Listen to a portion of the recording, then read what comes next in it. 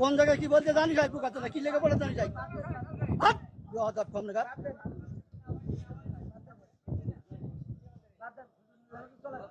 একদম বাস্ত করে দেবো সব একদম ল্যাঙ্গুয়েজ সোজা করে দেবো কিন্তু একদম বিহাদের লোক কম না ফকর ফকর করতে আমি খাবার দেবো একটা চোখ বাস্ত করে দেবো কিন্তু একদম আমি প্রশ্ন করলাম যে একজন লোক বলছে যে আলহামদুলিল্লাহ নামাজ পড় না শুরু না বললে নামাজ হবে না ফালতে পারতেছি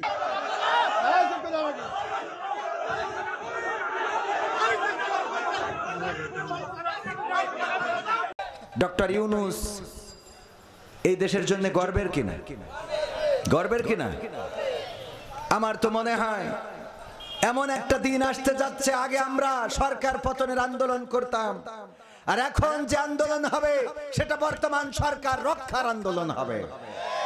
কারণ এই সরকার আসার পরে যদি আজকে ডক্টর ইউনূস না থাকতেন, তাহলে দাদারা এবং র মিলে এই বাংলাদেশকে এতক্ষণ বুবুকে নিয়ে গিয়েছেন, বুবুকে যথা জায়গায় বসিয়ে দিয়ে যেতেন। ঠিক না বেঠে? ডক্টর ইউনূস ছোট মাঠের খেলোয়াড় নন, তিনি বড় মাঠের খেলোয়াড়। এই জন্যে কিছু করা যাচ্ছে না। নির্বাচন হতেই হবে, নির্বাচন হবে, নির্বাচন আসবে, টেনশন করার কিছু নাই। বক্তব্য হলো ধৈর্য ধারণ করতে হবে। যদি আওয়ামী সরকার এই ছাত্র আন্দোলন না হইতো, তাইলে এখন আওয়ামী সরকার ক্ষমতায় থাকতো 2028 সাল পর্যন্ত। ঠিক না বে ঠিক? তো 2028 সাল তো না, 26 সালে নির্বাচন দেবে।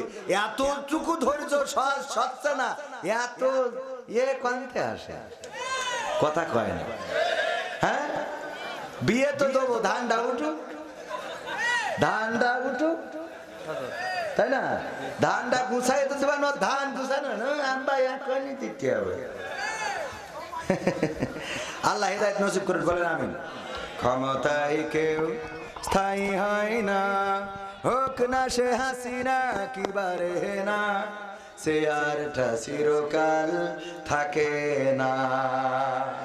ক্ষমতায় কেউ স্থায়ী হয় না, মুজিবুর বেশি দিন থাকেনি, জিয়াউর কেউ তো রাখেনি। মুজিবুর বেশি দিন থাকেনি, জিয়াউর কেউ তো রাখেনি। এরশাদ চলে গেছে পৃথিবী ছেড়ে, এরশাদ চলে গেছে পৃথিবী ছেড়ে, কেউ আজ তার কথা কয় না। বলে ক্ষমতায় কেউ স্থায়ী হয় না, হাসিনা ক্ষমতা ধরে রাখতে আয়না ঘর বানিয়েছিল, জনগণের রোশন হলে সোনাই নদীর ওপারে গেল। হাসিনা ক্ষমতা ধরে রাখতে আয়না ঘর বানিয়েছিল, জনগণের রোশন হলে দাদার দেশে পালিয়ে গেল। ডিবি হারুনের পাশে আর, ডিবি হারুনের পাশে আর পরিমণিদের দেখা যায় না। ঠিক না বেঠে? এখন কি আর তাদের দেখা যায়? না, যায় না। কিন্তু এখন আবার নতুন প্রেতাত্মা তৈরি হয়েছে। ডক্টর ইউনূসের কাছে নারীবাদীরা গিয়েছে, যে বলেছে যৌনকর্মী যারা, তাদেরকে শ্রমিকের অধিকার দিতে হবে। বলেন নাউজুবিল্লাহ। ওরা আবার বলেছে ধর্মীয় অনুশাসন মেনে চলার কারণে, ধর্মের নিয়ম নীতির কারণে আমরা আশঙ্কা করি যে নারীদের অধিকার নষ্ট হবে, নারীদের অধিকার ক্ষুণ্ণ হবে। অথচ ইসলাম এসেছে নারীদের অধিকার দেওয়ার জন্য। বলেন ঠিক কিনা? ডক্টর ইউনূসের কাছে যেই নারীবাদীরা গিয়েছে, পতিতাদের শ্রমিক হিসেবে স্বীকৃতি চেয়েছে, ওরা নারীদের পক্ষের লোক না বিপক্ষের লোক? কোন মা কি চাই তার সন্তান পতিতাবৃত্তি করুক? কোন ভাই কি চাই তার বোন পতিতাবৃত্তি করুক? কোন স্বামী কি চাই তার স্ত্রী পতিতাবৃত্তি করুক?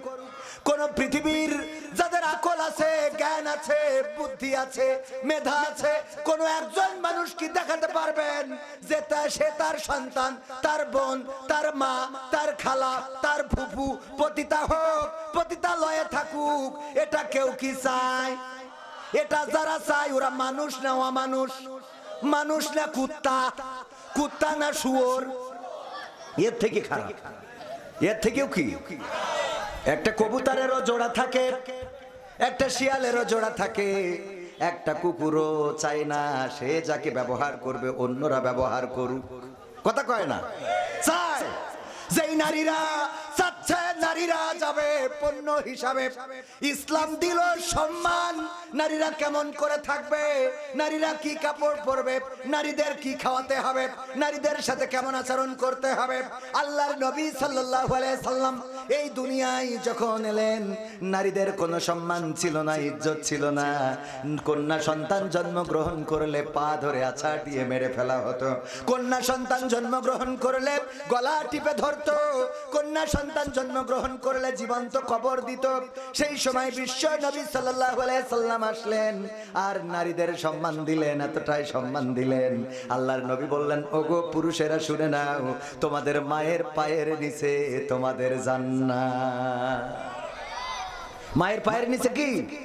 শুধু এটাই শেষ করেন নাই, বিশ্ব নবী সাল্লাল্লাহু আলাইহি সাল্লাম বললেন, ওগো পৃথিবীবাসী শুনে নাও, যদি কারো দুইটা কন্যা সন্তান আল্লাহ দান করেন আর সেই দুইটা কন্যা সন্তান যদি নেকভাবে গড়ে তোলে, নেকভাবে গড়ে তুলে সৎ পাত্রস্থ করে, ভালো জায়গায় উত্তম জায়গায় বিবাহের ব্যবস্থা করে, ওই দুই কন্যা সন্তানের পিতা আর আমি নবী সাল্লাল্লাহু আলাইহি সাল্লাম আঙুল দুইটা একসাথে করে দেখিয়েছেন, এইভাবে একত্রে জান্নাতে বসবাস করব। সুবহানাল্লাহ বলা যাবে না? ইসলাম এতটাই সম্মান দিলেন নারীদেরকে। দাহিয়াতুল কালবির ঘটনা আপনারা জানেন। দাহিয়াতুল কালবি রাদিয়াল্লাহু তাআলা আনহু এসে কান্না করছেন। আল্লাহ রাসূল সাল্লাল্লাহু আলাইহি সাল্লাম বললেন, দাহিয়াতুল কালবি কাঁদো কেন? বলল, গো বিশ্ব নবী, কেন কান্না করব না? আমার জীবনের গুনাহগুলো কি মাফ হয়ে গেছে নাকি? আল্লাহর নবী বললেন, যখন তুমি কালেমা পড়েছো তখন তোমার জীবনের সমস্ত গুনাহ খাতা সমূহ মাফ করে দিয়েছেন কে? মাফ করে দিয়েছেন কে? সবাই বলেন কে? আল্লাহ রাব্বুল আলামিন জীবনের গুনাহগুলো মাফ করে দিয়েছেন।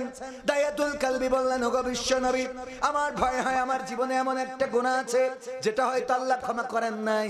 বিশ্ব নবী বললেন, কি এমন গুনাহ করেছো জীবনে? দাহিয়াতুল কালবি বললেন, ওগো বিশ্ব নবী, আমার স্ত্রী যখন গর্ভবতী, আমি তখন বাইরে গিয়েছিলাম ব্যবসার জন্য, কাজের জন্য, কর্মের জন্য, রুজির জন্য। আমি বাইরে গেলাম। আমি বাইরে যাওয়ার পরে যখন আমার স্ত্রী আমার বাইরে খবর পাঠালো, আমার কন্যা সন্তান, আমার সন্তান প্রসব করেছে কিন্তু সে মৃত, সে জীবিত না। আমি 3 বছর 4 বছর 5 বছর পরে যখন বাড়িতে আসলাম, আসার পরে দেখলাম একটা ফুটফুটে কন্যা সন্তান ঘুরে বেড়ায়। আমি বললাম, এই সন্তানটা কার? আমার স্ত্রী বলল, ওগো দাহিয়াতুল কালবি, এটা তোমার সন্তান। কি করে আমার সন্তান হয়? আমার সন্তান তো গর্ভে থাকাকালীন তুমি বলেছিলে মৃত সন্তান প্রসব করেছো। স্ত্রী বলল, ওগো স্বামী, আমি জানি তুমি কন্যা সন্তান হলে আমাকে মেরে ফেলার নির্দেশ দিবা। এত সুন্দর একটা বাচ্চারে কেমনে মারবো? দেখো কত সুন্দরী, আমি নাম রেখেছি জামিলা সুন্দরী। এই সুন্দরীরে তুমি এখন মারতে পারবা না। আমার ধারণা হলো ক্যামেরা লাগানো যাবে না। আমার অজনীতি হলে আমার অজের আগে শুরুতে আসতে হবে।